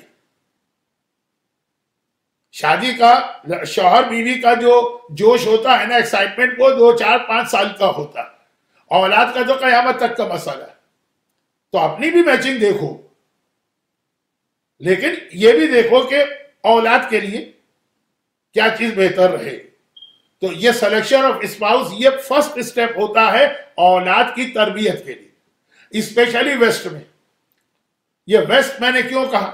یہ اس لیے کہا کہ ہمارے یہاں ایسٹ میں جو ہمارا ایسٹرن کلچر ہے وہاں پہ اگر ہسبینڈ یا وائف میں سے کوئی ایک ایسا ہے کہ وہ اولاد کے لیے ٹھیک نہیں, وہ ہو گئی شادی, اولاد پیدا ہوئی, ایک پارٹنر ٹھیک نہیں, لیکن چونکہ پورا فیملی کا سرکل ہوتا ہے, فرینڈز کا سرکل ہوتا ہے, تو بیٹے کو جو چیز باپ سے نہیں ملی وہ چچا سے مل جائے گی, نانا سے مل جائے گی, دادا سے مل جائے گی, اتنے فیملی ممبرز ہوں گے. اب مثلاً ایک مثال دے دوں کہ باپ نماز نہیں پڑھ رہا, تو ایسا نہیں ہے کہ بیٹے کو نماز کا کنسیپٹ نہیں ہوگا, نہیں, وہ فیملی میں اتنے سارے مرد ہوں گے کہ اس کو جو چیز یہاں کم ہے وہ وہاں سے مل جائے گی. بہت ساری چیزیں تو ہم نے اپنے پیرنٹ سے بھی نہیں سیکھی ہے, وہ جو فیملی کا ایک سیٹ اپ ہوتا ہے اس میں ہم کو سکھائی گئی. لیکن یہاں پہ تو ایسا نہیں. بہت چند ایسی فیملیز ہوں گی جو پوری فیملیز یہاں پہ آئیں. یہاں تو زیادہ تر انڈیویجلز آئے ہیں, 2 بھائی آ گئے, 3 بھائی آ گئے, چھوٹا سا بہت سرکل. یہاں جو زیادہ ملے گا بیٹا یا بیٹی کو وہ اپنے پیرنٹس سے ہی ملے گا. تو یہاں سلیکشن آف اسپاؤس میں اس کا زیادہ خیال کرنا. لیکن میں نے ایک بات کہہ دی کہ یہ ایک الگ ٹاپک, پورا عشرہ اس کے اوپر ہوتا. تو فرسٹ اسٹیپ تو یہ ہے. لیکن فی الحال ان مجالس میں اب کتنی مجلس بچی, ایک آدھی آج کی اور ایک کل کی ڈیٹ, اس میں تو اس کی گنجائش نہیں. یہ خالی ایک ریمائنڈر کے لیے کہ اصل تو وہاں سے. اس کے بعد آئیے, اس کے بعد جو مرحلہ آتا ہے کیسے ٹرین کریں, اس کے لیے طریقہ وہ اختیار کرنا پڑے گا آپ کو جو رسول اللہ کا طریقہ تھا. ویسے قرآن کریم نے کہا وَلَقَدْ كَانَ لَكُمْ فِي رَسُولِ اللَّهِ أُسْوَةٌ حَسَنَةٌ, اللہ کا رسول تمہارے لیے بیسٹ رول ماڈل ہے. اور آپ کو معلوم ہے کہ ایک باقاعدہ ہمارے یہاں ایک چیپٹر ہے سنت رسول, رسول کی سنتیں. آپ کانودر کے مومنین تو زیادہ واقف ہوں گے. مجھے نہیں پتا کہ کانودر کے اندر جو کانودر میں رہتے ہیں ان کا کیا طریقہ ہے. کانودر کے بہت سے مومنین کراچی میں بھی آئے, باقاعدہ ان کا ایک علاقہ بھی ہے, ایک امام باڑہ بھی ہے, ان کا ایک سینٹر بھی ہے, ان کا ایک سیٹ اپ بھی ہے. میں نے بہت پہلے مجلسیں بھی وہاں سے شروع کی تھی. تو وہ کھانے کبھی دعوت بھی دیتے ہیں. اب تو میں بوڑھا ہو گیا, بیمار ہو گیا, مجھ کو دعوت دینے والا تو پچھتاتا ہے کہ کیا کھلائے ان کو. لیکن جب میں یہ ساری چیزیں استعمال کرنے کے قابل تھا, وہ لا کے میٹھا رکھا. جی وہ میٹھے سے شروع کرے, یہ سنت رسول ہے. تو اب یہ جو سنت رسول کا ایک لفظ ہمارے ہاں تھا نا, اور بالکل صحیح لفظ تھا. بہت ساری چیزوں میں سنت رسول کیا ہے اس کو ہم دیکھتے ہیں, اہمیت دیتے ہیں. تربیت اولاد میں بھی سنت رسول کیا ہے. اچھا وہ تربیت اولاد کے لیے نہیں, وہ دنیا کی تربیت. رسول اللہ کے لیے تو ہم سب اولاد ہیں نا. پیغمبر کی حدیث ہے میں اور علی اس امت کے باپ ہیں. پیغمبر نے جب اعلان رسالت کیا تو اپنی رسالت کی پہلی دلیل کیا پیش کی؟ پہلی دلیل سورہ یونس کی آیت ہے. سورہ یونس قرآن کریم کا سورہ نمبر 10, اس کی لَقَدْ لَبِثْتُ فِيكُمْ عُمَرًا مِّن قَبْلِهِ أَفَلَا تَعْقِلُونَ. یہ پیغمبر کی پہلی حدیث, سب سے پہلی دلیل ہے جو قرآن میں آئی. کیا ہے مکے والوں, لَبِثْتُ فِيكُمْ, میں تمہارے درمیان رہا ہوں, عُمَرًا, ایک طویل عرصے. بھئی آپ کسی کو بلائیں, کوئی مہمان آپ کے آئے 10 دن 12 دن 15 دن 20 دن, اس میں اس کا آئیڈیا نہیں ہوتا. آدمی اپنے آپ کو آرٹیفیشلی شو کرتا. لیکن عمرن لبثت فیکم عمرا, میں نے عمر گزاری 40 سال, من قبل ہی, اس اعلان رسالت سے پہلے. افلا تعقلون, کیا تمہارے پاس اتنی عقل بھی نہیں کہ 40 سال سے میرے کیریکٹر کو دیکھ رہے, کبھی کوئی کمی, کوئی خرابی, کوئی جھوٹ, کوئی ڈس آنیسٹی نظر آئی؟ یہ پیغمبر نے پہلی دلیل بنائی اپنی رسالت کی کہ میرا یہ پورا 40 سال کا کیریکٹر یہ دلیل ہے میری رسالت کی کہ میں سچا ہوں جو کہہ رہا ہوں اللہ کی طرف سے. اب اگر سیرت رسول کا موضوع ہوتا تو یہی ایک آیت پورا عشرہ بن جاتی. لیکن اس میں ایک اصول آیا, اور وہ اصول یہ آیا کہ جو تربیت کرتا ہے, ہیڈ ہوتا ہے, امت کا ہو کہ ایک فیملی کا ہو, اس کی ذمہ داری ہے کہ اپنے آپ کو ایز اے رول ماڈل پیش کرے ان کے سامنے جن کی اس کو تربیت کرنا. اسی لیے ایک سوال یہ آتا ہے کہ جب پیغمبر, ہمارے عقیدے میں کنت نبیًا وآدم بین الماء والطین, اس وقت بھی نبی تھے جب آدم کی بھی کریشن نہیں ہوئی تھی, اور دنیا میں آئے تھے تو بائی برتھ نبی تھے. 40 سال کیوں ویٹ کیا؟ ون آف دا ریزن یہ کہ پہلے اپنا کیریکٹر پیش کیا. پہلے مجھے دیکھو کتنا کرسٹل کلیئر میرا کیریکٹر ہے, صاف و شفاف, ہلکا سا کوئی دھبا یا اسپاٹ اس پہ نہیں. تو اب میری بات مانو. تو پہلا وہ شادی کو چھوڑے, اس کے بعد جو سیکنڈ اسٹیپ ہوا, لیکن ان 3 مجالس کے اعتبار سے پہلے, کہ اولاد کی تربیت کے لیے باپ اور ماں کو اپنے گھر میں بھی ایک ٹرو مومن بننا. یہ خالی زبانی کہنے سے بیٹا یہ کرو وہ نہ کرو، یہ اچھا ہے یہ برا ہے، کبھی اثر نہیں ہوگا. یعنی حتیٰ اچھا یہ کامن سینس کی بات، میں پاکستان کے کتنے مومنین کو جانتا ہوں جو بچے کی پیدائش سے پہلے، جب ان کا بیٹا ہوا یا بیٹی، اس سے پہلے تک لاپرواہ تھے، گیئرلیس تھے، بے دین تھے، نہ واجبات کا ہوش، نہ حرام سے بچنے کی فکر، لیکن اولاد بھی فوراً سنبھلے. اور کچھ اس وقت نہیں سنبھلے تو جب ذرا بچے بڑے ہوئے، حرام چھوڑ دیا، رشوت لیتے تھے رشوت لینا چھوڑ دی. اور ویسٹ میں بھی میں نے کتنے لوگوں کو دیکھا جن کی زندگیاں ڈسکو اور ڈانس اور کیسینو اور عورتوں اور شراب میں گزری. جب بچے ذرا بڑھ ہوئے تو ہوش آیا. البتہ اٹ واز ٹو لیٹ. تو بات میں کہہ رہا تھا کہ افلا تعقلون، اللہ کے رسول نے کہا کیا تمہارے پاس عقل نہیں ہے؟ تو واقعا یہ بالکل عقل کا اور کامن سینس کا مسئلہ. پہلے اپنے آپ کو چینج کریں، کیونکہ انسانوں کا بھی یہ نیچر ہے اور بچوں کا زیادہ. وہ پریچنگ کو کم دیکھتے ہیں، پریکٹس کو زیادہ دیکھتے ہیں. ماں باپ زبان سے کیا کہہ رہے ہیں اس کو وہ کم دیکھتے ہیں، ماں باپ کر کیا رہے ہیں اس کو وہ زیادہ دیکھتے ہیں. یہ امام کی حدیث بھی، وہ قرآن کی آیت آپ نے سن، اب امام کی حدیث، کونوا دعاۃ الناس بغیر السنتکم. دیکھو تم تمام دنیا کے انسانوں کو دعوت دو، انوائٹ کرو دین کی طرف، لاؤ دین کی طرف، لیکن بغیر السنتکم، زبان سے کچھ نہ کہنا. ہمارے ہاں تو ساری تبلیغ زبان سے ہوتی. آپ لوگ کانودر والے آپ تو کیا سمجھیں گے، کوئی لکھنؤ والا سنتا تو سمجھ لیتا. ہمارے ہاں تو چلتی ہی صرف للو ہے.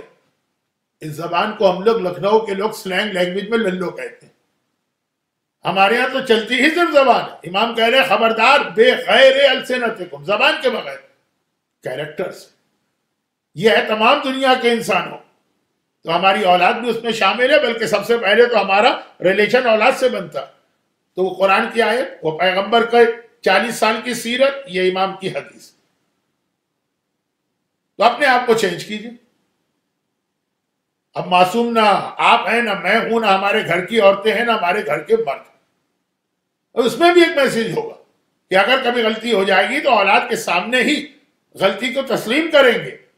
اولاد کو سوری کہنے کی عادت ڈلوائے، لیکن وہ آسٹریلین سوری نہیں، اللہ کی بارگاہ. تو اس کے لیے بھی پیرنٹس، یہاں غلطی ہو سکتی ہے، دیکھو فوراً توبہ کرتے ہیں. تو پہلا مسئلہ ہے کہ اپنے گھر کو خود باپ اور خود ماں، یعنی سمپل الفاظ میں کہہ دوں، اگر اولاد نہ بھی ہو تب بھی جیسا آپ کو بننا چاہیے، خالی اولاد کی وجہ سے نہ بنے، ایسا آپ کو ویسے ہی بننا چاہیے. لیکن اولاد ہو جائے تو اب آپ کے اوپر ڈبل رسپانسبلٹی. اب آئیے حدیثوں کا ایک سلسلہ، ایک حدیث نہیں، پورا ایک سلسلہ، جس کا خلاصہ یہ ہے کہ کیمرہ، یہ کیمرہ جسے ہم پکچر لیتے ہیں نا، بہت سارے کیمرے دنیا میں ہیں اور بہت ترقی کی ہے. فوٹوگرافی کو کتنا 100 سال 150 سال ہوئے ہوں گے.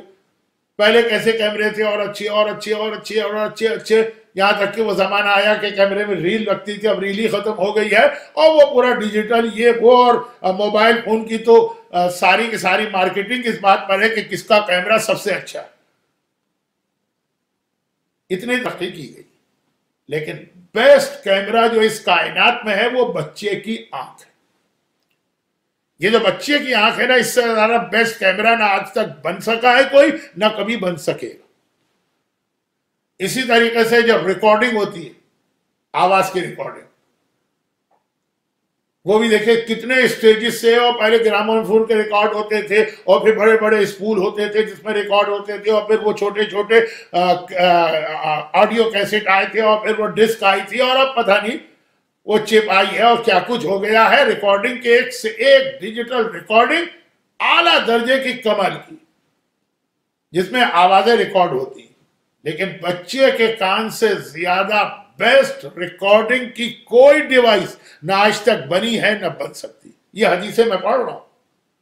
امام نے فرمایا بچہ اپنے پیدائش کے بعد جو منظر دیکھتا وہ مرتے دم تک اس کے دماغ میں محفوظ ہے. اب آج کی سائنس نے یا سائیکالوجی نے اس کو کانشیس اور سب کانشیس اور یہ ساری اصطلاحات استعمال کی ہے. امام سمپل لینگویج میں بات کرتے ہیں. یہ ہمیشہ اس کے دماغ میں رہتی ہے اور اس کا اثر اس کی زندگی میں آتا. جو آوازیں بچہ سنتا ہے پیدا ہوتے ہی، وہ ابھی سمجھتا نہیں ہے کہ کیا سن رہا. بھئی آپ اگر موبائل میں کوئی چیز ریکارڈ کر رہے ہیں تو کیا موبائل سمجھ رہا ہے کہ وہ کیا ریکارڈ کر رہا ہے؟ لیکن ریکارڈنگ بیسٹ ہوگی اس کی. تو بچہ سمجھتا نہیں ہے کہ میں کیا سن رہا ہوں، لیکن سب اس کے دماغ میں ریکارڈ ہو رہا ہے، اور ایسا ریکارڈ ہو رہا ہے کہ اس کا ایفیکٹ اس کی ساری لائف میں رہے گا. تو ہمارے پاس انسٹرکشن ہے کہ بہت سارے ایسے کام جو ہم یہ سوچ کے کر لیں یار یہ تو بہت چھوٹا بچہ، ارے یہ تو ابھی 1 ویک کا بچہ، اس میں بھی احتیاط کرو. وہ پورے انسٹرکشن کتابوں میں ہیں، سب پڑھنے کا موقع نہیں ہے، اسی لیے میں نے کہا تھا کہ یہ 1 مہینے کا ٹاپک. ماہ مبارک رمضان میں میں نے تربیت اولاد پہ 30 تقریریں کی ہیں، تب ذرا سیٹسفیکشن ہوتا تھا کہ میں نے کچھ پڑھا. تو اب یہ 3 مجلسیں جس کے اندر بھی میں نے اپنی عادت کے مطابق ادھر ادھر نکلا. تو خلاصہ یہ کہ کہا کہ چھوٹے سے چھوٹے بچے کو بھی چھوٹا نہ سمجھو. وہ جو سن رہا ہے سمجھ نہیں رہا، لیکن اس کے دماغ میں یہ چیز جو ہے ریکارڈ ہو رہی ہے اور اس کا ایفیکٹ پڑے گا. اس کی آنکھ جو دیکھ رہی ہے اس کو سمجھ میں نہیں آ رہا میں کیا دیکھ رہا ہوں، لیکن اس کے ایفیکٹ پڑے گا. بلکہ پیدا ہونے سے پہلے ہی ماں کے پیٹ میں. تو یہ بہت ذرا سخت بات میں نے کہہ دی، یعنی اتنا کنٹرول تو معصوم ہی کر سکتے ہیں. کہا لیکن توبہ کرو، ہر چیز بھائی آپ کوئی چیز ریکارڈ کرتے ہیں اس کے بعد اس کو ڈیلیٹ کر دیتے ہیں کہ نہیں کرتے ہیں؟ یعنی ڈیلیٹ کر سکتے ہیں کہ نہیں کر سکتے؟ کر سکتے ہیں نا، توبہ اسی کا نام. لیکن اپنے آپ کو چینج کرو، اور جب بچہ دنیا میں آ جائے. اور یہ جو میسج ابھی میں نے کہا نا، پہلے ایک چھوٹی سی اس کی مثال سن لیجیے. بچہ پیدا ہوا، پہلی آواز ہم اس کو کیا سنا رہے ہیں؟ اذان. کیا سمجھے گا اذان؟ تو ہے آسٹریلیا کا بچہ، اس کو تو عربی کا ایک لفظ نہیں آتا ہے، نہ اس کے مدر ٹنگ عربی ہے، نہ اس کی فادر ٹنگ عربی، نہ اس کے ماحول میں عربی، لیکن پیدا ہوا ہے اور پہلی آواز اس کے کان میں ہی پہنچانا ہے کیونکہ ریکارڈ ہوگی، اور یہ مرتے دم تک یہ آواز اس کے ساتھ رہے گی. اور اذان میں 2 چیزیں، اور یہی 2 کا نام اسلام. آدھی اذان عقیدہ، آدھی اذان عمل. آدھی اذان اصول دین، آدھی اذان فروع دین. لا الہ الا اللہ محمد رسول اللہ علی ولی اللہ، یہ ہو گیا عقیدہ. پھر ہو گیا عمل، حیا علی الصلاح، حیا علی الفلاح، حیا علی خیر العمل. حیا ہمیشہ عمل کے لیے ہوتا ہے، عقیدے کے لیے نہیں ہوتا. شروع سے ہی پہلی آواز. چنانچہ ہمارے پاس بہت انٹرسٹنگ واقعات بھی. شیخ مفید ہماری شیعہ تاریخ کے بہت بڑے مرجع. اس بات سے ان کی گریٹنس کا اندازہ کیجئے کہ یہ وہ مرجع ہیں جن کو امام زمانہ غیبت میں جانے کے بعد لیٹر لکھ کر کافی انسٹرکشن دی. لیٹر امام کے نام سے کس مجتہد کے پاس آئے، ملاقات تو ہوئی ہے کافی مجتہدین سے، لیٹرز ریٹن، وہ شیخ مفید. اور امام لکھتے اس طرح تھے، ایوہ الاخ الکریم. اخ مانے بھائی، کریم مانے ریسپیکٹیبل، عزت والے. اے میرے عزت والے بھائی، یہ امام لکھ رہے ہیں. تو بڑا ان کا ہائی اسٹیٹس ہے شیخ مفید کا. اور یہ بغداد میں ہوتے تھے، اور ساری اس وقت شیعہ دنیا کے سب سے بڑے مجتہد یہی تھے. تو ساری دنیا سے لوگ اجتہاد کی تعلیم لینے آتے تھے. ایک رات کو یہ سو رہے تھے تو خواب میں دیکھا شہزادی فاطمہ پورے حجاب کے ساتھ آئی ہیں حسن و حسین کو لے کے. اور مسجد، ہمارا اجتہاد کا درس یوجولی مسجدوں میں ہوتا ہے. مسجد میں یہ درس دے رہے ہیں تو ان کے سامنے آ کے بیٹھی. ایک طرف حسن کو بٹھایا، ایک طرف حسین کو، اور صرف ایک جملہ کہا، یا شیخ علمہم الفقہ. اور شیخ کی آنکھ کھل گئی. اے شیخ، ان کو علم فقہ کی یا اجتہاد کی تعلیم دو. اب رات کے 2 بجے شیخ کی آنکھ کھل گئی اور پریشان آنکھوں سے آنسو جاری. شہزادی فاطمہ مجھ سے آ کر یہ کہیں کہ میں حسن اور حسین کو اجتہاد کی تعلیم دوں. فوراً ان کے دماغ میں آیا کہ میں نے کوئی گھمنڈ، ایروگینٹ، تکبر کا جملہ کل پرسوں کہا ہوگا اس کی پنشمنٹ کے لیے شہزادی آئی ہیں مجھے بتا رہی ہیں. بہت بڑا اپنے آپ کو عالم سمجھتے ہو, اتنے بڑے عالم ہو تو ان کو تعلیم دو امام کو, نعوذ باللہ. یعنی یہ پنشمنٹ, پوری رات ان کی آنکھوں سے آنسو رکے نہیں اور روتے رہے اور جاگتے رہے. صبح کا وقت آ گیا, آج دل ہی نہیں چاہ رہا ہے اجتہاد کا درس دینے کا, لیکن پتہ جتنے آتے ہیں پڑھنے کے لیے یہ بغداد کے نہیں, پوری دنیا سے آئے بیچارے اسٹوڈنٹ ہیں سفر کے عالم میں, ان کا ٹائم کیوں ویسٹ کروں. اگلی صبح گئے مسجد, بیٹھے مگر دل نہیں لگ رہا. ابھی اپنا لیسن اسٹارٹ کرنا چاہتے کہ اس زمانے کے ایک انتہائی شریف گھرانے کی انتہائی شریف سیدانی, ان کا نام بھی فاطمہ تھا, وہ آتی, ان کے ساتھ 2 چھوٹے چھوٹے بچے ہیں. اسی جگہ بیٹھی جہاں رات کو شہزادی فاطمہ بیٹھی تھی, اور اسی جگہ اپنے بچوں کو بٹھایا جہاں شہزادی نے حسن و حسین کو بٹھایا, اور وہی ایک جملہ کہا کہ یا شیخ علمہم الفقہ, ان 2 بچوں کو اجتہاد کی تعلیم. اب شیخ کی سمجھ میں آیا, یہ سیدانی آئی ہے فاطمہ کی بیٹی, تو شہزادی فاطمہ نے میسج دیا یہ 2 بچوں کو میرے بچے سمجھ کے اجتہاد کی تعلیم دینا. اور شیخ نے بھی اتنی محنت سے ان کو پڑھایا کہ آج تک ان بچوں کا نام زندہ ہے. ایک کو کہتے ہیں سید رضی, جنہوں نے نہج البلاغہ کمپائل کی. نام سنا ہے نہج البلاغہ کا؟ کس نے نہیں سنا؟ یہ سید رضی کا کام. اور ایک ان کے بڑے بھائی ہیں سید مرتضیٰ. سید رضی نہج البلاغہ کی وجہ سے مشہور ہو گئے, ورنہ علم کے اندر اور تقوی میں ان کے بڑے بھائی ان سے زیادہ. آج بھی کاظمین میں آپ جائیں, ساتھ میں امام کے روضے سے باہر نکلے, بازار میں 2 چھوٹے چھوٹے روضے بنے ہوئے, بیچ میں سڑک ہے وہ بازار کی, اور رائٹ اور لیفٹ سید رضی سید مرتضیٰ. اور اس علم کے اس مقام پہ پہنچے کہ سید مرتضیٰ آج 1000 سال ہو گئے, پھر بھی آج تک ان کے فتوے ہمارے اجتہاد کے درس میں بہت اہمیت رکھتے ہیں. اچھا ہوا کیا, جب شیخ مفید ان کو پڑھا رہے تھے تو یہ بہت ہی بریلینٹ نکلے.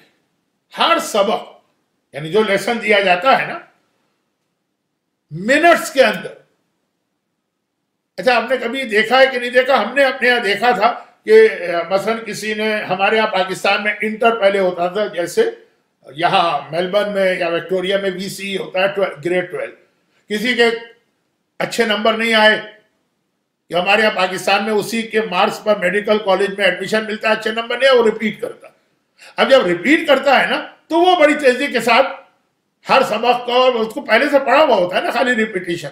شیخ مفید دیکھ رہے ہیں میں ان کو اجتہاد کا درس دے رہا ہوں, پوری دنیا سے اسٹوڈنٹ آئے, ایک سے ایک بریلینٹ ہے, محنت کر رہے ہیں.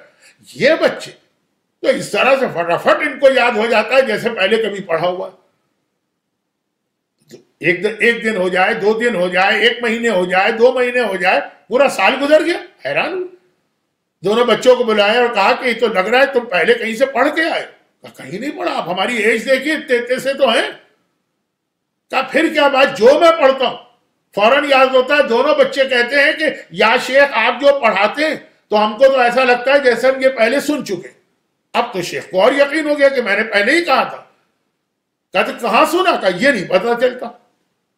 شیخ نے ان کی والدہ سے کانٹیکٹ کیا اور کہا کہ یہ بچوں کے ساتھ یہ ہو رہا ہے تو آپ ہی بتائیے. کہا مجھے صرف اتنا یاد ہے, ان بچوں کی ماں کہہ رہی, ان بچوں کے باپ بھی مجتہد تھے, شیخ سے پہلے وہ درس دیتے تھے, پھر ان کا انتقال ہو گیا جوانی ہی میں. کہا کہ جب ان کا باپ اجتہاد کا درس دیتا تھا, اجتہاد کی تعلیم دیتا تھا, تو پردے کے پیچھے میں بیٹھ کے ایسے ہی بیٹھ کے سنا کرتی تھی. ایک عام سی عورت, کیا اس کی سمجھ میں اجتہاد آئے, لیکن بس. اور کچھ عورتوں کے کام ایسے ہوتے ہیں کہ وہ سن بھی رہی ہیں, کام بھی چل رہے ہیں. مثلا جیسے ترکاری کاٹ رہی ہیں, پیاز کاٹ رہی ہیں, سبزی کاٹ رہی ہیں, کپڑے سی رہی ہیں, یا سردیوں میں سویٹر بن رہی ہیں, باتیں بھی چلتی ہیں, باتیں سن بھی رہی ہیں, ٹی وی دیکھ بھی رہی ہیں, کام بھی ہو رہا ہے. تو گھر کے کام بھی کچھ کر رہے ہیں, اور خالی تو ہوں گھر میں. تو پردے کے پیچھے بیٹھی بھی سن رہی ہیں, جو کچھ ان کے باپ اپنے اسٹوڈنٹ کو اجتہاد کی تعلیم دیتے تھے وہ سب میں سنتی تھی. جب مرتضیٰ میرے پیٹ میں تھا تب بھی میں نے پورے وہ لیسن سنے, اور جب رضی میرے پیٹ میں تھا تب بھی میں نے وہ پورے لیسن سنے. میرے خود سمجھ میں کچھ نہیں آتا, سن رہی تھی. شیخ نے کہا اب سمجھ میں آئی.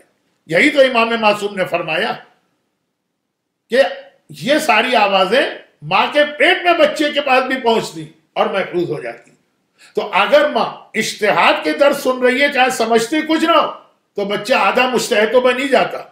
اور اگر ماں گانا بجانا سن رہی، ماں اگر فلمیں دیکھ رہی، ماں اگر ساس بہو کے ڈرامے دیکھ رہی، ماں اگر لغویات و خرافات میں الجھی ہوئی، ماں اگر غیبتوں میں لگی ہوئی، اور خالی ماں کیوں باپ بھی، لیکن اسٹارٹنگ جو کہ ماں سے ہے، تو پہلا تو یہ کہ اپنے گھر کو ایسا بنا لے. جیسا میں نے کہا جس کی شادی نہیں ہوئی ہے یہ اس پر بھی واجب ہے اپنے گھر کو ایسا بنانا. شادی ہوئی ہے اور اولاد نہیں ہے اس کے ہاں، اس پر بھی یہ واجب ہے. خالی اولاد کی وجہ سے، لیکن اولاد کے آنے کے بعد یہ ڈبل ڈیوٹی ہو گئی. لیکن یہ کیوں نہ کہو کہ ڈیوٹی سنگل ہے، ثواب ڈبل ہو گیا. پہلے اگر آپ نماز پڑھتے تھے تو وہی ایک نماز پڑھتے تھے، ثواب آپ کو ملتا.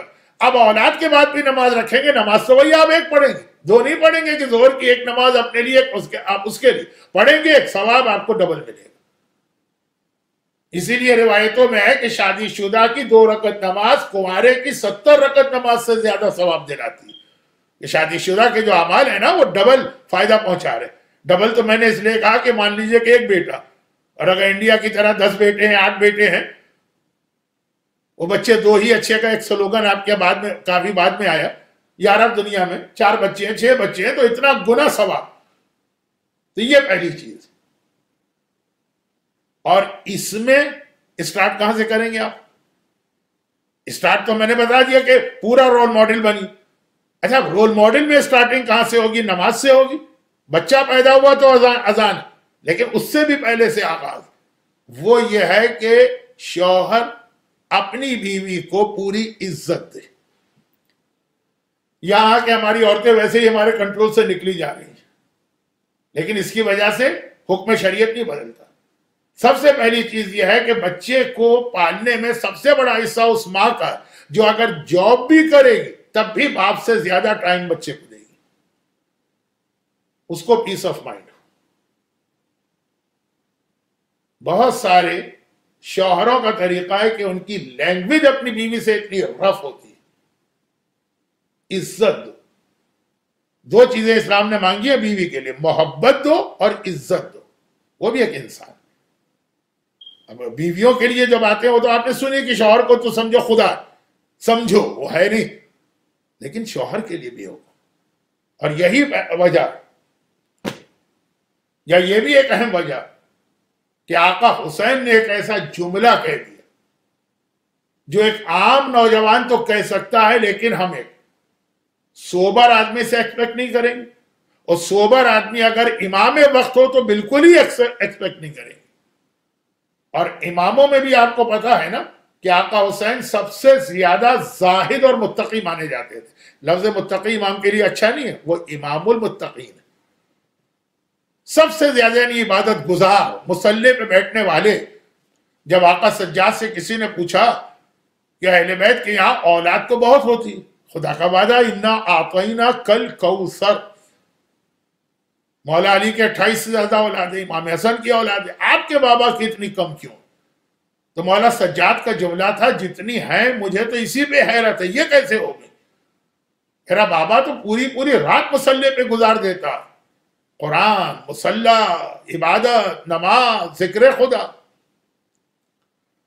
اتنا یعنی پرہیزگار کا لفظ بھی اچھا نہیں، متقی کا لفظ بھی اچھا نہیں، ہر وقت خدا سے لگانے والا سوبر انسان. جملہ کہتا ہے جس گھر میں رباب نہ ہو اس گھر میں میرا دل نہیں لگتا. ایک نوجوان جس کی ابھی شادی ہو، ریسنٹلی میرڈ، 2-4 سال کی شادی ہو، وہ یہ کہہ دے کہ بھائی گھر کے باہر اب دل نہیں لگتا ہے، اب تو شادی ہو گئی ہے تو گھر میں ہی رہنے کو دل چاہتا ہے، تو اس کی ایج کو دیکھتے ہوئے برا نہیں لگے. لیکن آقا حسین جیسی ایج، عبادت اور اسٹیٹس، اب وہ یہ جملہ کہا پبلک میں اس طرح کہے کہ کتابوں میں آ جائے. لیکن وہی بات یہ بتانا تھا کہ تربیت اولاد کے لیے کتنا اہم.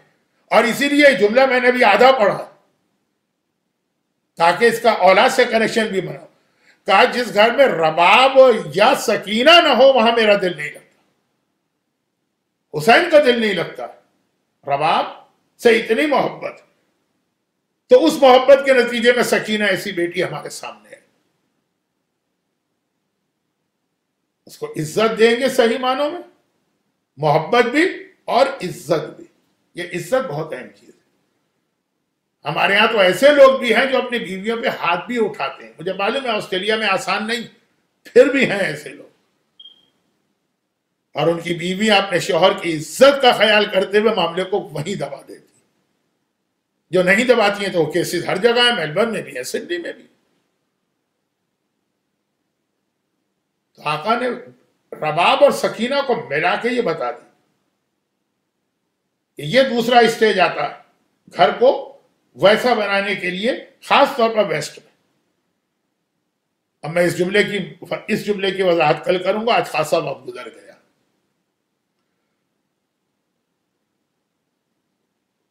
بیوی ایسی آپ عزت دیں اور محبت کریں تو پھر ایسی بیٹی آپ کے سامنے آئے گی سکینہ. سکینہ کا لفظ مطلب ہے سکون پہنچانے والی. جو آقا حسین کا ذکر ساری دنیا کو سکون پہنچاتا ہے، سکینہ حسین کو سکون پہنچاتی ہے.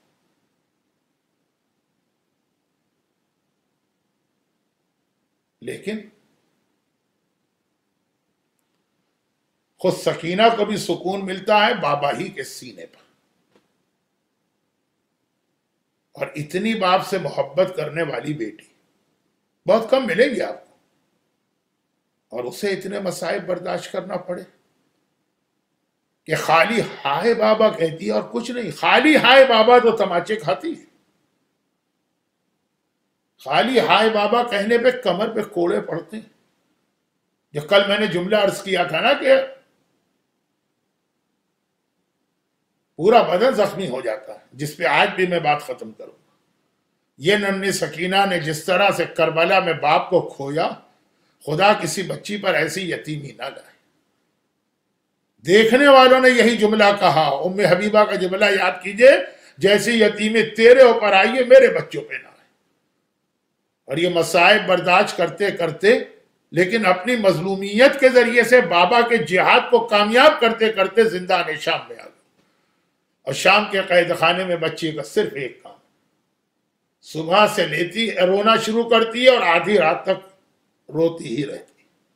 یہ رونا بھی بہت بڑا ذریعہ بنا حسین کی تبلیغ کا، جو یہاں میں نہیں بتا رہا ہوں، لیکن اسی وقت میلبرن کے اندر جو مجلس میں پڑھ رہا ہوں اس کے اندر یہ چیز بیان کر رہا ہوں.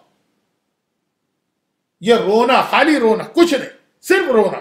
جو میں نے آج کی تقریر کے شروع میں کہا تھا نا کہ ہر چیز زبان سے نہیں کہی جاتی ہے، نہ کہو. حسین نے میدان کربلا میں خطبے دیے، ان کا ایک اثر. علی اصغر نے کچھ نہیں کہا، خالی ہونٹوں کے اوپر زبان پھیری، اس کا ایک اثر. سکینہ نے زینب نے خطبے دیے شام میں، اس کا ایک اثر. سکینہ نے کچھ نہیں کہا، صرف روئی، اور اس کا ایک اثر. آدھی رات تک روتی. اور جب تک سکینہ روتی ہے اس وقت تک بیویاں گھیرے میں لے کے بیٹھی رہتی، اور بیویوں کا ماتم بھی جاری رہتا. مگر ان کا ماتم تو سمجھ میں آتا، یہ جاگ رہی. آدھی رات کو جب سکینہ لیٹ جاتی ہے آرام کے لیے تو بیویاں بھی لیٹتی. مگر ان کے ماتم کی وجہ سے آدھی رات تک یزید کو بھی جاگنا پڑتا. یزید کا محل تو قید خانے کے پیچھے ہی. یہ اتنا رونا ہوتا ہے کہ محل کی دیوار سے ٹکراتا. یزید کی بھی نیند اڑ جاتی، آنکھ نہیں لگتی، جاگتا رہتا ہے. آدھی رات کو جا کے جب یہ سب سوتے ہیں تو یزید کو نیند آتی. لیکن پھر یہ آج والی رات آ گئی. آج کی رات بھی پہلے تو وہی عام طریقے سے رات گزری. وہ عام طریقہ کیا تھا؟ وہ عام طریقہ یہی تھا کہ آدھی رات تک سکینہ روتی رہی. سکینہ کے چاروں طرف بیویاں حلقہ بنا کے روتی رہی. آدھی رات کا وقت آیا، سکینہ قید خانے کی زمین پہ لیٹ گئی. وہاں کوئی فرش نہیں ہے، وہاں کوئی چھت نہیں ہے. خدا آپ کے بچوں کے گھروں کو سلامت رکھے، آپ کے گھروں کو سلامت رکھے. زندان شام میں 1 سال جو اہل بیت نے گزارے، نہ کوئی فرش تھا نہ کوئی چھت تھی. گرمیوں میں جو گرمی پڑتی ہے اور سردیوں میں جو ٹھنڈک ہوتی ہے، زینب سے پوچھے اپنے بچوں کو کس طرح سے بچا رہے. جوڑے تک نہیں ہے کہ ایک کے اوپر دوسرا لباس پہن لیں، ورنہ جلے ہوئے کرتے میں کفن نہ دیا جاتا. آدھی رات کے بعد سکینہ بستر تو نہیں ہے، زمین پہ لیٹی. ادھر یزید بستر پہ لیٹا. ابھی ساری بیویاں لیٹی ہیں، سب کی آنکھ لگی، 5 منٹ گزرے ہوں گے، آج کی رات عزاداروں 5 منٹ گزرے ہوں گے کہ سکینہ ایک مرتبہ اٹھ کے بیٹھ گئی اور چاروں طرف دیکھ کے رونے لگی، ہائے میرے بابا کہاں چلے گئے؟ ادھر سکینہ کا اٹھنا تھا، زینب کبریٰ اٹھ گئے۔ زینب نے جو دیکھا تو ایک مرتبہ گھبرا کے کہا، سکینہ بیٹی تجھے تو پتا ہے بابا کو کربلا میں چھوڑ کے آئی، آدھی رات کو سو جاتی تھی، یہ دوبارہ کیوں اٹھ گئی؟ کہا پھوپھی اماں میں روزانہ والی بات نہیں کر رہی ہوں، میں تو آج کی رات کی بات کر رہی ہوں۔ ابھی میں سوئی تھی تو خواب میں مجھے میرا بابا نظر آیا، اب بابا اکیلا نہیں تھا، آج میری دادی فاطمہ زہرا کو ساتھ لے کے آئے تھے۔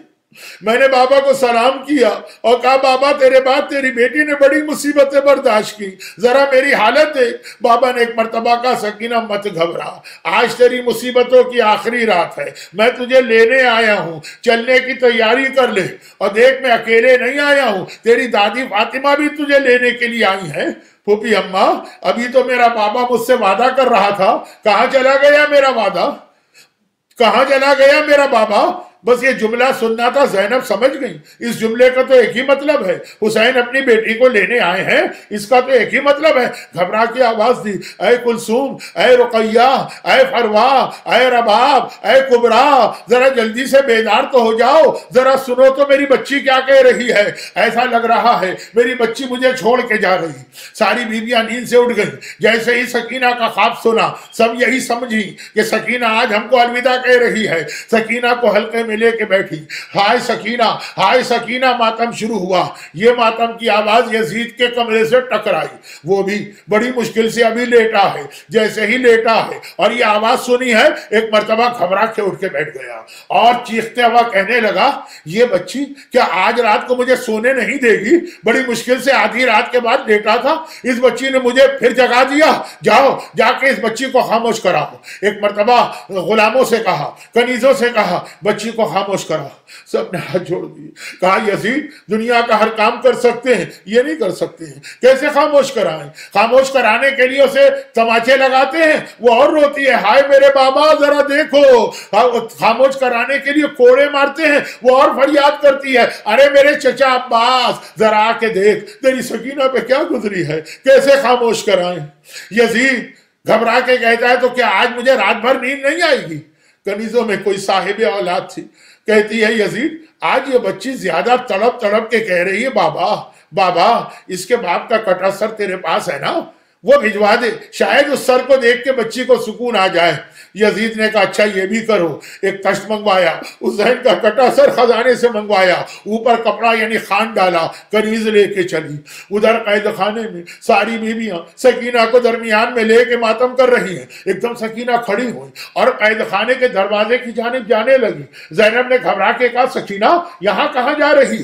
سکینہ نے کہا میرا بابا آ رہا ہے، مجھے خوشبو آ رہی، میرے بابا کی خوشبو آ رہی ہے، میرا بابا آ رہا ہے۔ اور زینب نے پلٹ کے دیکھا، کیا دیکھا؟ قید خانے کا دروازہ کھلا، کنیزیں ایک تشت لے کے آ رہی ہیں، شہزادی کے سامنے یہ تشت رکھ دیا، کپڑا پڑا ہے۔ زینب نے حیران ہو کے پوچھا یہ کیا ہے؟ کہا یزید نے بھجوایا ہے۔ زینب نے وہ خان ہٹایا، بس ایک جو خان ہٹایا ایک عجیب منظر نظر آیا، بہن کی نگاہوں کے سامنے بھائی کا کٹا ہوا سر، حسین مظلوم کا کٹا ہوا سر۔ ارے آپ ہوتے تو کیا کرتے؟ ساری بیویوں نے وہی کیا، جیسے ہی کٹا سر نظر آیا ساری بیویاں ادب اور احترام سے کھڑی ہوئی، اس کٹے سر کا رخ کیا، اشارے سے زیارت پڑھی، السلام علیک یا ابا عبداللہ، السلام علیک یا ابن رسول اللہ۔ اور حسین کی زیارت پڑھ کے زینب نے کٹا سر اٹھایا، ننھی سکینہ کی گود میں دیا، لے سکینہ بابا کو بہت یاد کر رہی تھی، تیرا بابا آ گیا۔ سکینہ نے باپ کے سر کو گود میں لیا، ایک مرتبہ جھکی، کہا بابا ذرا دیکھ میرے رخسار پہ تماچوں کے نشان نظر آ رہے ہوں گے نا، ذرا دیکھ بابا تیرے بعد تیری بیٹی نے کتنی مصیبت برداشت کی، مگر روتے روتے رکی اور کہا بابا میں تو اپنی مصیبتیں بتا رہی ہوں، تو تو مجھ سے زیادہ مظلوم نظر آ رہا، بابا تیرا تو گلا کٹا ہوا ہے، تیرے تو دانتوں پہ یزید کی چھڑیوں کے نشان ہیں، بابا تو مجھ سے زیادہ زخمی ہے۔ اور یہ کہتے کہتے سکینہ خاموش ہو گئی۔ زینب گھبرا گئی، آواز جس سے سجاد بیٹا ذرا دیکھ میری سکینہ پہ کیا گزری ہے. میرا مظلوم آقا آگے بڑھا، بہن کے ہاتھ کو تھاما. خدا کسی جوان بھائی کو چھوٹی بہن کی یہ حالت نہ دکھائے. ہاتھ تھاما، پلٹ کے پھوپھی کو دیکھا. پھوپھی اماں انا للہ و انا الیہ راجعون، میری بہن مجھے چھوڑ کے بابا کے پاس چلی گئی. آخری جملے. زحمت تمام. غسالہ بلائی گئی تاکہ بچی کو غسل دیا جائے. وہ غسل خانے میں گئی، چیخیں مارتی ہوئی باہر آئی. غسل خانے میں جا کے غسل دینے والا روتا نہیں ہے، مگر یہ اہل بیت کا گھرانہ ہے. 3 مرتبہ غسل دینے والے روئے. جب 5ویں امام نے بابا کو غسل میت دینا چاہا، چیخ چیخ کے روئے. لوگوں نے ہاتھ جوڑے، مولا غسل دیتے ہوئے رو رہے تھے. کہا جب میں نے کرتا ہٹایا تو 35 سال بعد بھی اس توقع خاردار کا زخم نظر آ رہا تھا جو میرے بابا کے گلے میں 1 سال پڑا رہا. زخم اب تک ہے. اور اس سے پہلے جب مولا علی شہزادی فاطمہ کو غسل میت دے رہے ہیں، چیخ چیخ کے رو رہے ہیں. زینب نے ہاتھ جوڑ کے پوچھا بابا آپ کیوں رو رہے ہیں؟ کہا بیٹی جب میں نے فاطمہ کے بدن پہ پانی ڈالا تو پہلو پہ کوڑے کا زخم اب تک نظر آیا. اور ان دونوں کے درمیان آج زندان شام میں ایک ننھی سی بچی کی میت کو غسل دینے کے لیے غسالہ کو بلایا گیا ہے. وہ چیخیں مارتی بھی باہر آئی. زینب کو دیکھا، بی بی آپ نے اس بچی پہ کتنے ظلم کیے ہیں، سر سے پیر تک یہ بچی زخموں سے چور چور ہے. ایک مرتبہ زینب نے کہا یہ کیا بات کر رہی، میں ظلم کروں؟ کہا ہاں شہزادی اس کے بدن پہ کوڑوں کے زخم بھی ہیں، اس کے بدن پہ نیزوں کے زخم بھی ہیں، اس کے بدن پہ برچیوں کی انی بھی ہے. اور محمد کی نواسی کو کفن بھی نہ ملا، جلا ہوا کرتا، لہو بھرا ہوا کرتا، اس کا کفن بنا. سجاد نے ننھی بہن کا لاشا اٹھایا، قبر میں اتار رہے ہیں. کوئی تعجب نہیں ہے قبر سے فاطمہ زہرا کی آواز آئی ہو، سجاد لا میری بچی کو میرے حوالے کر دے. اپنی سکینہ کو لینے کے لیے جنت سے فاطمہ زہرا آئی. اجرکم اللہ، اجرکم اللہ علی ولعنۃ اللہ علی اعدائہم اجمعین.